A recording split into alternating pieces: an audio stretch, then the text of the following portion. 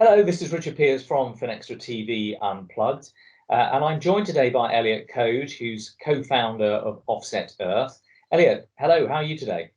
Hi, Richard. I'm really good. Thank you very much. You okay? Fantastic. Thanks for joining us. I had a good chat with one of your colleagues the other day and was excited to learn about your organisation, and so wanted to share that with the folks from Finextra. But first of all, tell us a little bit about yourself and how you came to this idea of Offset Earth. Yes, indeed. So I've been forever as an adult just writing lines of code and then just working in technology and tech products and digital for a fair while and set up kind of like big development teams.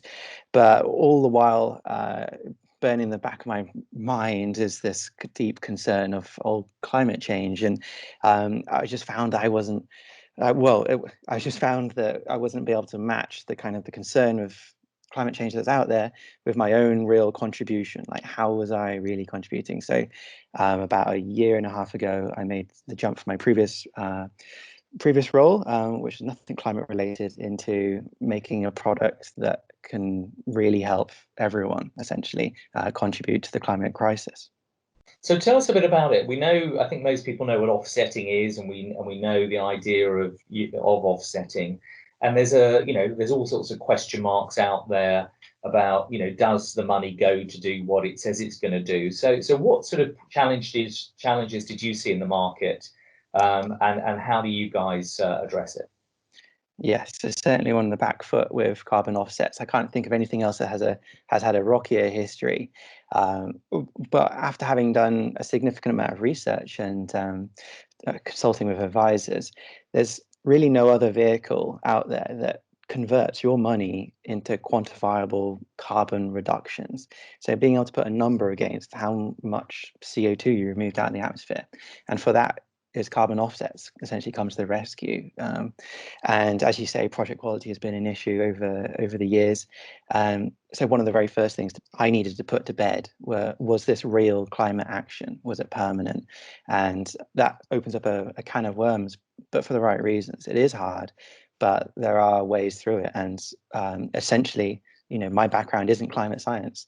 So how can I say that these projects do well? Well, there are these essentially these international certification bodies which like take a carbon offset project and then really elevate its quality like head and shoulders beyond what you would need to overwhelmingly evidence that real climate action is happening here.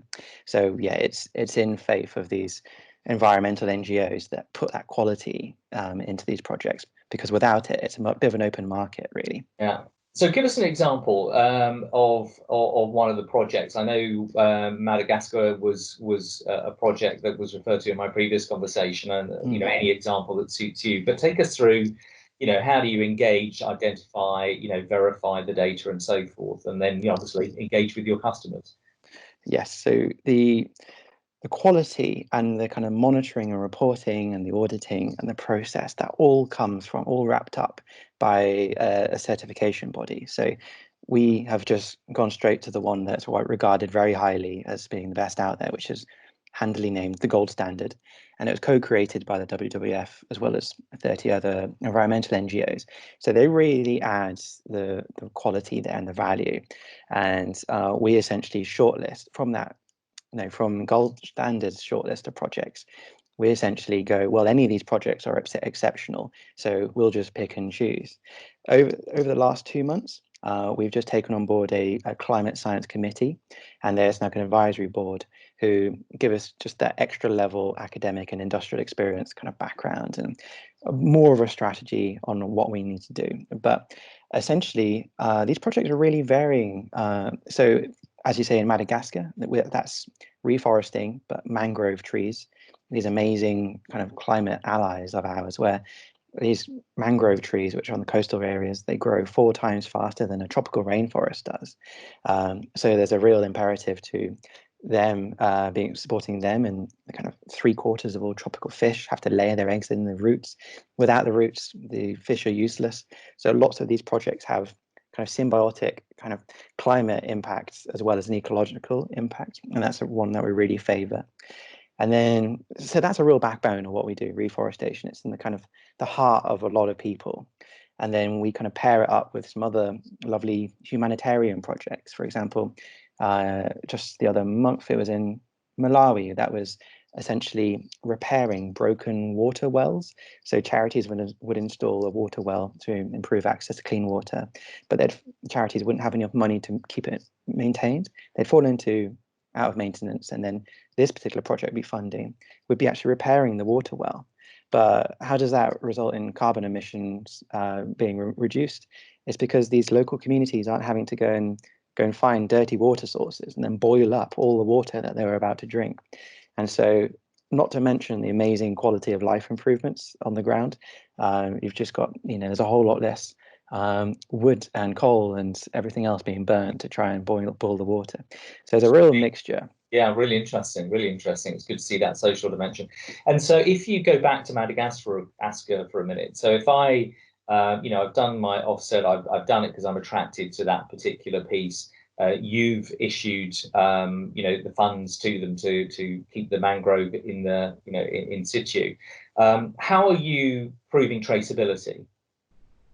Yes, so it's down to it's two parts. It's our responsibility to make sure that the information that is out there is visible, and then there's the partner on the ground who is actually managing the project.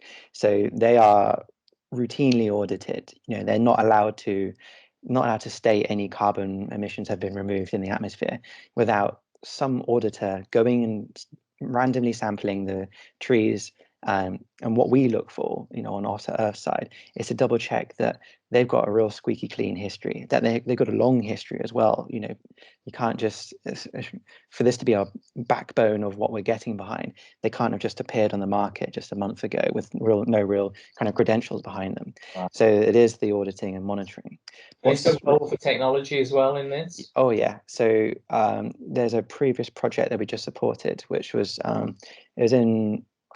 that was just actually in Brazil, where we were essentially preventing deforestation of the Amazon. Now, preventative measures of deforesting has always been a very high risk project type in terms of carbon offset, because in theory, you prevent one area from being deforested, but in the area that's not being protected is being doubly deforested, and so there's no real net benefit. And so technology is coming to the rescue here, where there's an amazing company called Pashama, and they essentially use microsatellites, like almost near daily photographs of the area that they're essentially protecting, and then they convert those photos into kind of computer vision, and you can see carbon stocks. You can see the change of carbon stock. It means you can deploy local security forces, or maybe it's just a community awareness piece that needs to happen, but you can it can really react to what needs to happen. Up until that point, you're having to just rely on just randomly sending people deep into the forest, and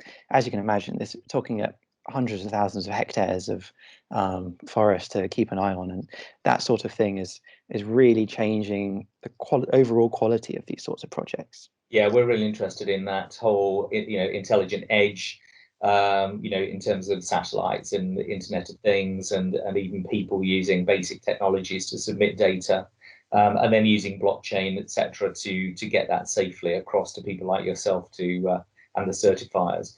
Now, tell me, in terms of how you operate, are you a for-profit? How do you sort of go about your business, if that's okay to ask? Yeah, absolutely. I mean, we have everything out in the open, so anyone could find anything about us. So we are for profit technically.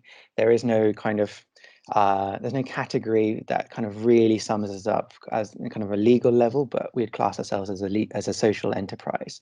So we're for profit because we need access to lots of money, lots of cash, and we're not going to be able to do that quick enough to be able to self-fund ourselves. So we get access to investment, and then at some point, maybe some massive company, your background's Microsoft, I'd love for them to buy us 20 years down the line, and they take us to the next level because they've got very deep pockets. So it's a profitable business model. But what we do is everything else is as if we were a non-profit, and go a lot further. So we have this, you mentioned blockchain, we have this kind of public ledger of all our activities and actions, where all of our suppliers, our receipts, linked to the carbon offset certificates. They're all managed through various sets of kind of essentially spreadsheets, and then those link to, if you're a subscriber to Offset Earth, then every time you planted 12 trees or 10 tons of CO2, they would all have that same paper trail that linked through. So the visibility even extends to our kind of company meeting minutes. Like it's all out there, because for us to be absolutely as successful as we possibly can, it's all about trust and being a genuine entity behind this. And there are so many others out there who work opposite, kind of essentially more opaquely. And so we need to really over demonstrate that we are legitimate, and everything we do is public, everything's out in the open. Kind of our attitude to profit taking is we kind of essentially measure our profit in impact. That's agenda point number one in all of our meetings, etc. So we really go far to kind of align ourselves with our purpose. If we are somewhat misaligned, we're not going to end up with hundreds of millions of people on our platform offsetting their carbon footprint. Fantastic. And that's what we're relying on. I mean, that's really refreshing to hear, and I think trust is key in this business. Tell me, just finally, if people want to get engaged with you, is it just for consumers? Is it for businesses? And how do you engage the outreach to your customers? Yeah, so we wanted to solve a lot of issues on the individual side as well as the business side. In my previous business, we tried to go carbon neutral, but just gave up when we saw the costs involved, the timescales involved. It's not that we didn't want to do it, but it was just crippling for a small to medium sized enterprise. Essentially, it was really difficult, and we wanted to essentially have this kind of self-service sustainability program that has some very low costs, high impact. Didn't say that it's going to offset absolutely everything, but the amount of impact is staggering. So what we have is the climate positive workforce. That's £4 per employee. So the entire life of the employee has their entire life offset, essentially, as well as all business travel. It's all folded in. And you get this kind of big company forest at the end of it, and it's like a live dashboard for your impact. And then for individuals, it's the same. Why I created this was because all I was doing was recycling more or spending my money as wisely as possible. But I'd come to a limit like years ago, and I just beholden to not be able to do way more. And using money to get us out of this pickle is damn straight is a big opportunity. And so if we can get hundreds of millions of individuals on board, then we're going to turn back the clock of about 30 years worth of carbon damage.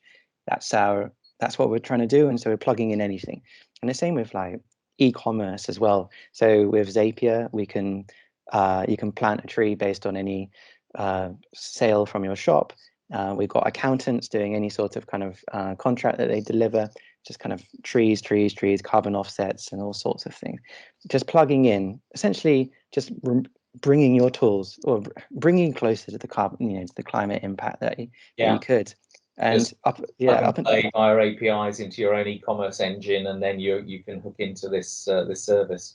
Elliot, it's always very interesting, I think, to see these websites and sort of bring it to life. So I know you were going to share for us the application that you have and give us an idea of what this would look like and how people would interact with it. So it'd be great if you could do that and take us through it. Absolutely. Good stuff. Well, yes. So Offset Earth, this is what we wanted to achieve, was something along the lines of Netflix or Spotify, where it's just like a really lovely brand, lovely experience where you want to be, funding climate change solutions.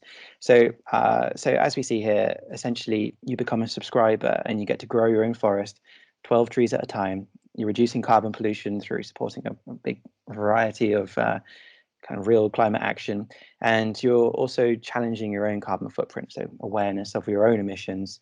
And it's £4.50 a month. And then let me give you a little quick whiz of what you get when you have actually signed up. So this is me. I'm 11 months in.